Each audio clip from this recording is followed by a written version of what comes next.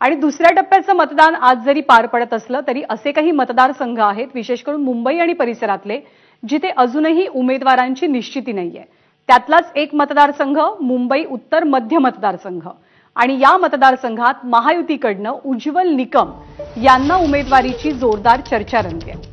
महायुतीकडनं उज्ज्वल निकम यांच्या नावाची आजच घोषणा होऊ शकते।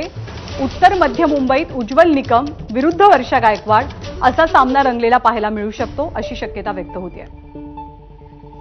गणेश ठाकूर आपल्या सोबत आहेत। गणेश या मतदारसंघात एक प्रकारे कोण आधी उमेदवार जाहीर करतो याची उत्सुकता होती। महाविकास आघाडीने उमेदवार दिल्यानंतर महायुतीकडनं उज्ज्वल निकमांचं नाव पुढे येत आहे। अगदी बरोबर, कारण आता वेळ खूप कमी आहे आणि आता दुसऱ्या टप्प्याचं मतदान झाल्यानंतर तिसरा, चौथा, पाचवा या 3 टप्प्यांसाठी उमेदवारांना एक वेळही मिळावा यासाठी भाजपनं आपलं नाव निश्चित केलेलं आहे। ही जागा इथे विद्यमान खासदार म्हणजे पूनम महाजन होत्या, त्यांना त्यांच्याबद्दलचा एक निगेटिव्ह सर्वे आला किंवा जे त्यांच्याबद्दलची माहिती मिळेल त्यानंतरच उमेदवार बदलण्याचा निर्णय घेतला होता आणि यामुळे चाचपणी सुरू होती। सगळ्यांच्या नावाची चाचपणी सुरू झाली।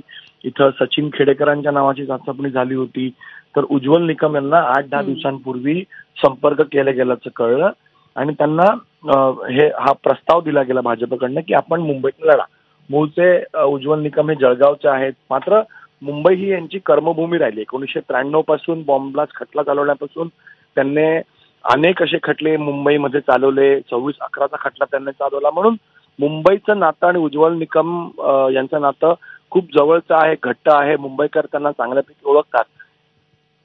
भाजपनं त्यांना ही ऑफर केली होती जी काही दिवसांपूर्वी त्यांनी मान्य केल्याचं कळलं आणि आज दुपारी शक्यता आहे की त्यांच्या नावाची घोषणा जे महाराष्ट्र प्रभारी आहेत मनीष शर्मा हे करू शकतात आणि त्यांची उमेदवारी जाहीर झाल्यानंतर पूर्ण ताकदीनं महायुती त्याच्यासाठी काम करेल असा विश्वास भाजपच्या नेत्यांनी वर्तवलेला आहे। उज्ज्वल निकम का तर मी सांगितलं की मुंबईचं कनेक्ट त्यांचं आहे, मुंबईकरांना ते माहिती आहेत।